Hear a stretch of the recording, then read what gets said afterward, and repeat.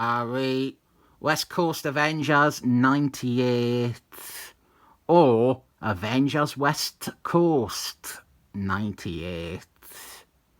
I briefly mentioned this story in the U.S.Agent video.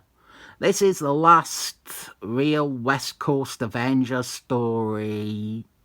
There are 2 issues after it, but they are both part of the Bloodlines crossover.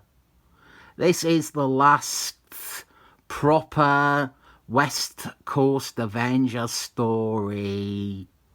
And this is mostly a great issue. I have some nice things to say about it. Over time, I have forgotten how much I enjoy the Roger Thomas and Bob Ross West Coast Avengers issues. They are good. And I think it is negative Nancy's on the interwebs who moan about Roger Thomas and moan about 90s art who have made me forget that actually they are decent comics. That said, this U.S.Agent aren't very good. We have a bunch of new characters making up the team, and I guess on the surface, these could be passable bad guys, but we have a twist in the next issue that totally cripples them. It is a twist that elicits disbelief and laughter rather than shock and surprise. They each have gimmicks and unique powers. It is the twist which effectively makes them terrible. There is loads of foreshadowing and hints at the twist in this too. So it's not quite the case that you can ignore it for this issue where they are otherwise nearly good. What we do have though, which is good, character bits. This issue has them by the bagful, and they are all great. First is that Hawkeye is taking a leave of absence from the team. Him and Mockingbird are trying for a baby. Wonderful.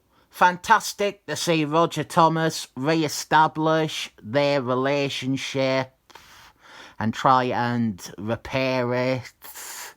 In another issue of the series before this, he does have them admit that they were both being massive arseholes with regards to their split and why they broke up. Another tremendous move is that with Hawkeye stepping down, the team elect a new leader, and it is Charlotte Witch. This is honestly a solid idea. She has been with the Avengers longer than everyone else on this team, sans Hawkeye, and she had never been put into a leadership role. She definitely deserves it, and she could be a great leader. It does ring a bit iffy when you consider it was only 40 issues ago that Jason Byrne had her have a total breakdown and gone evil. Charlotte Witch being leader has a lot of worth to it. It's upsetting to see the idea not fully developed with this title ending and the team all being fired as the only notable thing during her tenure as leader. We do get to see her as leader a bit in Force Works, but that book hated these characters and really only wanted them to be Iron Man's sidekicks more than anything to do with Avengers or Avengers history. We could have had something great here. We could have had Charlotte Witch become a true leader in the vein of Wasps in Roy Sternman's Avengers, or even Hawkeye in this series. But it was never properly realised. This issue is an U.S.Agent issue. It is mad that I have gotten this far without even mentioning him. While all the other Avengers are having heartfelt emotional character moments, U.S.Agent guns off by himself to smack around some crackheads. We have a fun action scene, some nice visual action. I do understand that people might complain that drug dealers aren't the flavour of rogue that should be tackled in Avengers books. This is mainly here to introduce and establish U.S.Agent for what I consider a pretty amazing solo showing against the new Level-Legion.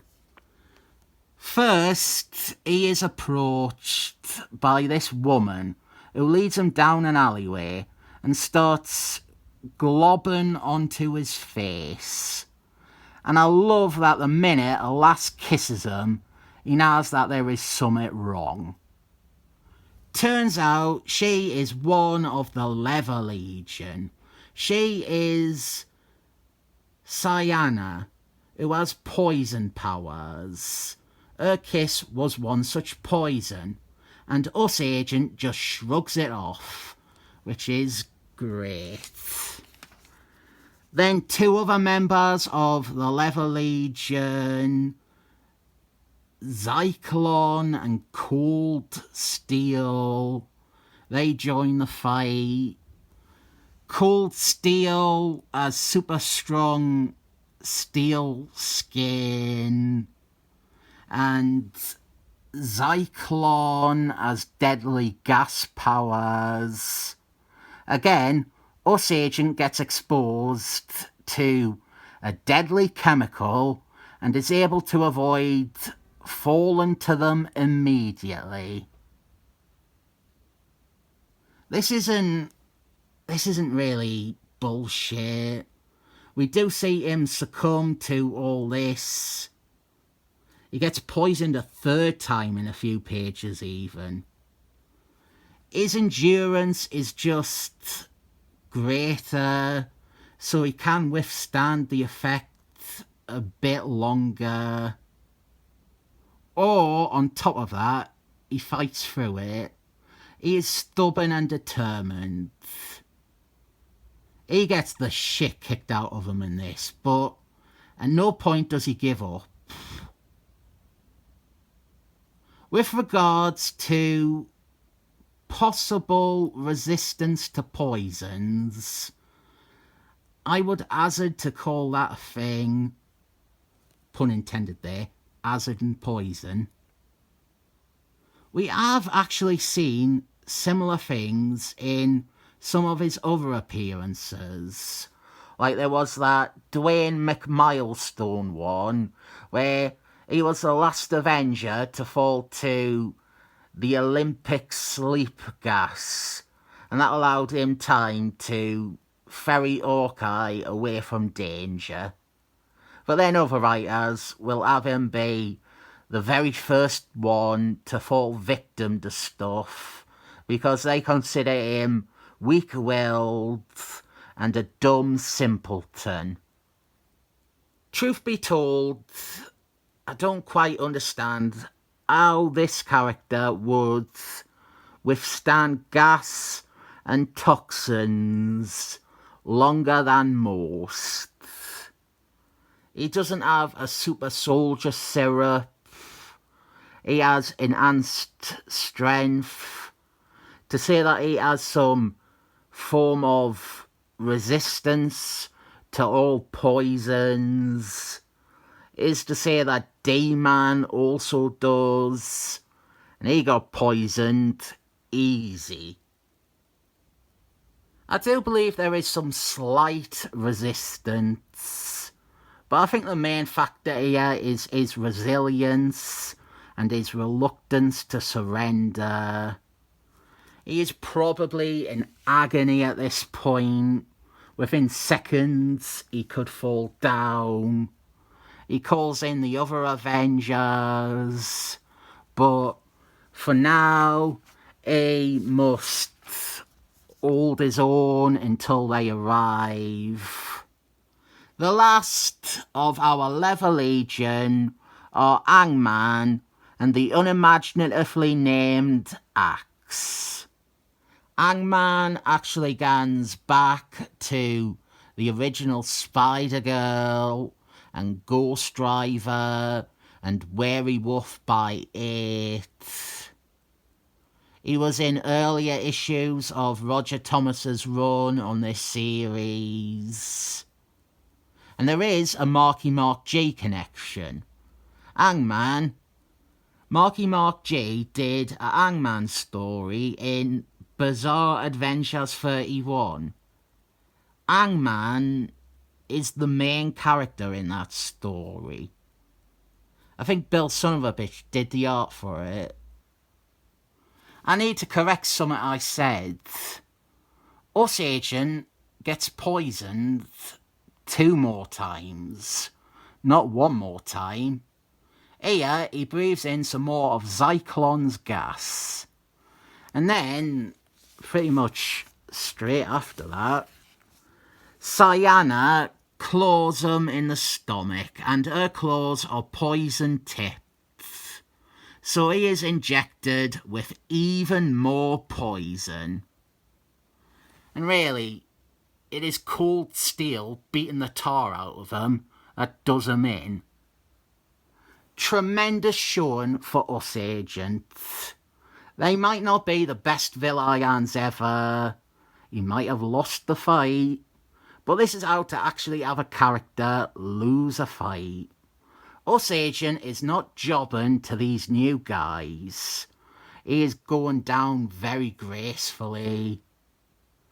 If anything, the fight does more for U.S.Agent than it does for the bad guys.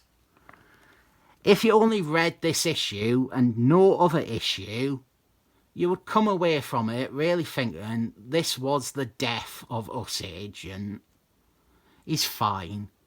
He's in hospital for like 3 pages in the next issue, and he is up and walking about straight away.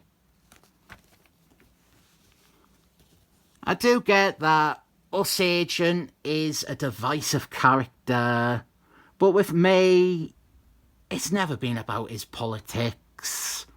I just think there's a good underdog character in there. There's some real tragedy to U.S.Agent. And it is rewarding to see him written well. I think I recommend this issue. Not sure about the rest of the story. I'll give this one 7 individual poisonings up.